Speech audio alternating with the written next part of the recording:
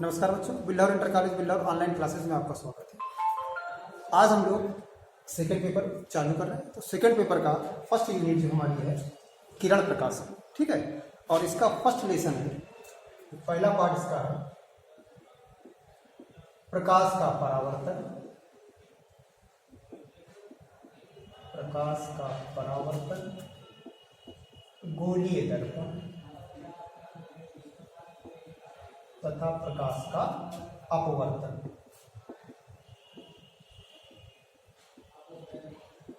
ठीक है, तो इसका पहला लेसन आज से हम लोग चालू करेंगे, प्रकाश का परावर्तन, गोलीय दर्पण तथा प्रकाश का अपवर्तन।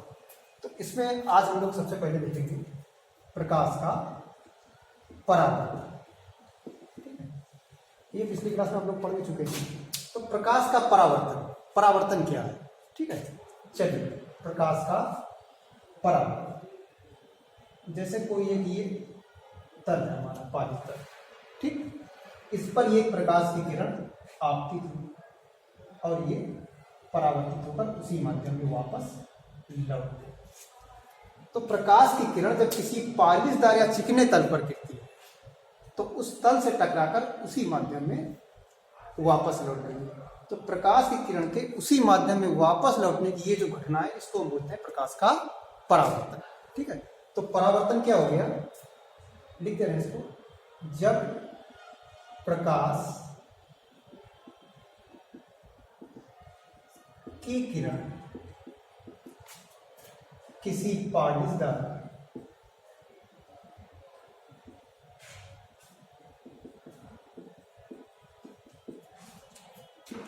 या चिकनी तल से टकराती है तो तल से टकराकर उसी माध्यम में वापस लौट आती है। यह घटना प्रकाश का अपवर्तन, प्रकाश का परावर्तन कहते हैं।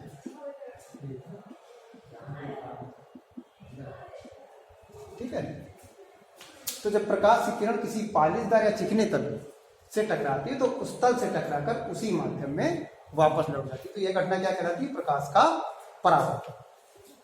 ठीक है, तो ये जो प्रकाश की किरण आ रही है, ठीक है, इसको हम बोलते हैं आपतित किरण। थोड़ा सा यहां पर ठीक, ये आपका पालिशदार तल हो गया। ये जो प्रकाश की किरण आ रही है इसको हम बोलते हैं आपतित किरण। ठीक है, और तल से टकराकर ये जो निकल गई इसको बोलते हैं परावर्तित किरण। और जिस बिंदु पर टकराती है इसको बोलते हैं आपतन बिंदु, या जहां पर ये परावर्तन होता है। और इस पर ये जो लाइन खींच देते हैं इसको बोलते हैं अभिलंब। ठीक है, ये आपतित किरण जो किरण आ रही है जो टकराकर चलेगी इसको परावर्तित किरण, बीच की जो ये लंबवत लाइन है इसको बोलते हैं अभिलंब। अभिलंब और आपतित किरण के बीच जो कोण बनता है इसको बोलते हैं आपतन कोण, इसको लिखते हैं आई से। और परावर्तित किरण और अभिलंब के बीच का जो कोण होता है उसको बोलते हैं परावर्तन कोण, इसको लिखते हैं आर से। ठीक है, अब इसके बाद हम लोग समझते हैं परावर्तन के नियम। तो परावर्तन के दो नियम हैं। ठीक, पहला नियम ये है, इसी में समझ लीजिए आप, पहला नियम ये है कि आपतित किरण, परावर्तित किरण और अभिलंब, देखो चित्र में साफ दिख रहा है ये, पर आपतित किरण, परावर्तित किरण और अभिलंब तीनों एक ही तल में स्थित है। ये आपका पहला नियम है। ठीक, दूसरा है आपतन कोण और परावर्तन कोण सदैव बराबर। ठीक है, चलिए दोनों को हम लिख दे रहे हैं, परावर्तन के नियम। ठीक है, तो पहला नियम है आपका आपतित किरण कामा परावर्तित किरण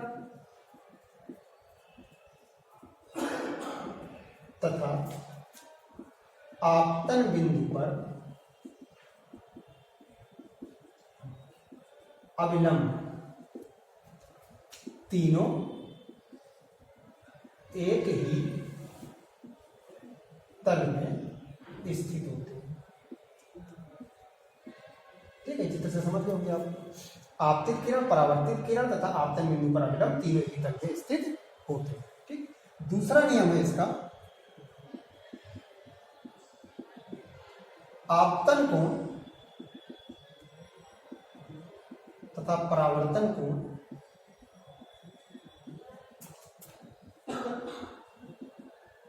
बराबर। ठीक है, नीचे लिख सकते हैं कोण आई बराबर कोण आर। आपतन कोण और परावर्तन कोण से आपस में बराबर होते हैं। ठीक है, चलिए इसके बाद हम लोग देखते हैं नेक्स्ट क्वेश्चन है हमारा,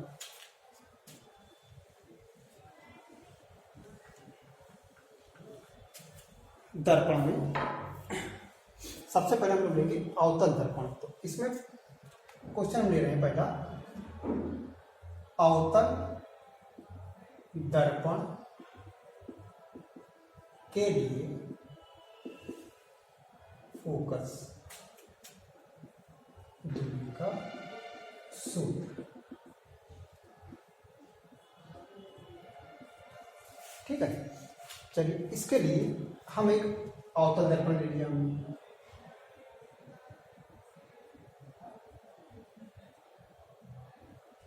ये मुकुट हो गया, जहां पर दर्पण काटा ये इसका ध्रुव हो गया। ये पॉइंट सी वक्रता केंद्र हो गया। दोनों के बीच का जो बिंदु है ये एफ हो गया फोकस। मुख्य अक्ष पर हमने ये बिंदु वस्तु ओ को लिया। ठीक है, एक प्रकाश की किरण ये दर्पण से टकराई, टकराने के बाद ये यहां से गुजर गई। दोनों के बीच की ये लाइन इसका हो गया अविलंब। ठीक है, अविलंब ये बीच का कोण हो गया, इसको यहां पर लिख दे रहे हैं आई, और ये हो गया आर। ये जो आपतित किरण है और मुख्य अक्ष के बीच कोण, इसको अल्फा कह दिया। अविलंब के साथ ये बीटा हो गया और इसको हमने ये गामा कह दिया। ठीक, ध्रुव से वस्तु तक की दूरी आपको पता है, इसको लिखते हैं यू। और सारी दूरियां दर्पण के बाईं तरफ की सब ऋणात्मक होती है। ध्रुव से लेकर ये जो इसकी इमेज आई बन रही है वहां तक की दूरी को लिखते हैं बी से, जो माइनस। वक्ता केंद्र तक की दूरी को लिखते हैं आर से, जो या माइनस। ठीक, सबसे पहले इसमें इस बिंदु को चलिए हमने कह दिया एम। ठीक है, तो सबसे पहले हम ले लेंगे त्रिभुज एम ओ सी, एम ओ सी।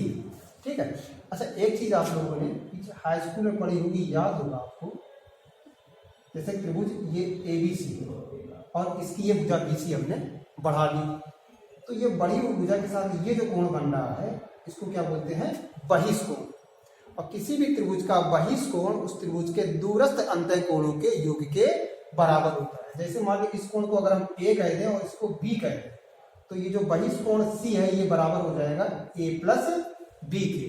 ठीक है, दूरस्थ कोणों के अंतः कोणों के योग के बराबर होता है। इसी तरह से जो हमने त्रिभुज लिया इसको देखिए एम ओ सी में बहिष्कोण क्या है, बीटा। ठीक है, तो बीटा बराबर क्या हो जाएगा, इस त्रिभुज के अंतः कोण क्या है, अल्फा प्लस आई के। ठीक है, और यहां से अब आई बराबर अगर निकालते हैं तो क्या हो जाएगा, बीटा माइनस अल्फा। इसको डालते समीकरण 1। ठीक है, चलिए इसके बाद हम ले लेते हैं त्रिभुज एम सी आई। ठीक है, इसमें देखिए बहिष्कोण है गामा और इसके अंतः कोण है बीटा प्लस आर। यहां से आर बराबर अगर निकालें तो आर बराबर क्या हो जाएगा, गामा माइनस बीटा। इसको डालते हैं समीकरण 2। ठीक, अब समीकरण 1 व 2 परावर्तन के नियम से। ठीक है, परावर्तन के नियम अभी आप लोगों ने पढ़े। जो परावर्तन का दूसरा नियम है अभी लिखा था हम लोगों ने, कोण आई बराबर कोण आर के। परावर्तन का तो 3 में भी पढ़ा था। तो कोण आई का मान कितना निकाला अभी, बीटा माइनस अल्फा, और आर का मान कितना निकाला, गामा माइनस बीटा। बीटा हम एक तरफ ले ले रहे हैं, बीटा माइनस बीटा इधर आया, प्लस का बीटा, अल्फा इधर ले गए तो गामा प्लस अल्फा। ठीक, तो बीटा बीटा कितना हो गया, 2 beta is equal to gamma plus alpha. इसको डाल दिया हमने समीकरण 3। अब जो समीकरण 3 में ये अल्फा बीटा गामा है, इनके मान हम चित्र से देखिए निकालते हैं। कैसे निकालेंगे, ठीक है। तो आपने हाई स्कूल में एक सूत्र पढ़ा होगा, कोण बराबर चाप बटे त्रिज्या, ठीक है। उसी तरह से निकालेंगे जैसे अल्फा है, ठीक। तो अल्फा का मान हम कैसे निकालेंगे, अल्फा बराबर जब ये कोण लेंगे तो इसके हिसाब से देखिए चाप क्या हो जाएगा, एमपी, ठीक, और इसकी त्रिज्या कितनी हो जाएगी, ओपी, ठीक। इसी तरह से अब आप बीटा बराबर ले लो, तो बीटा के लिए देखिए चाप कितना है, चाप उतना ही है, एमपी, लेकिन इसकी त्रिज्या कितनी हो गई, सीपी, ठीक है। इसी तरह से gamma is equal to, gamma बराबर लेंगे आप, फिर देखिए गामा के हिसाब से चाप कितना है, एमपी, अपान त्रिज्या से कितनी हो गई, आई, ठीक। ये अल्फा बीटा गामा के मान आ गए, ये हम समीकरण 3 में लगा देंगे। अल्फा बीटा और गामा के मान समीकरण 3 में रखने पर,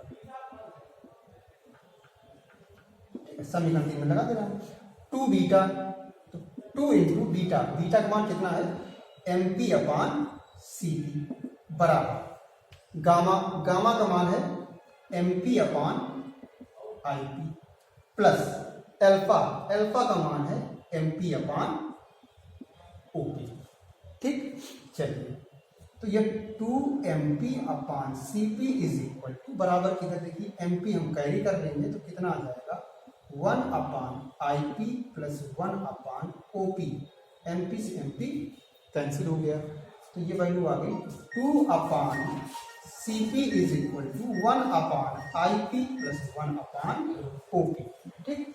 अब चित्र से ये सारी वैल्यूज की हम लगा देंगे, तो 2 अपान सी पी, ठीक, दर्पण के पोल से सी वक्रता केंद्र तक की दूरी कितनी है, minus R, is equal to 1 upon I P, pole से प्रतिबिंब तक की दूरी है minus B, plus 1 upon OP, object से लेकर पोल तक की दूरी कितनी है, माइनस बी, ठीक है। चलिए, इसके बाद थोड़ा सा देखते हैं, 2 अपान माइनस आर, ठीक है। अच्छा, ये आपको पता ही है, आर इज इक्वल टू होता है, are is equal to 2f, ठीक है।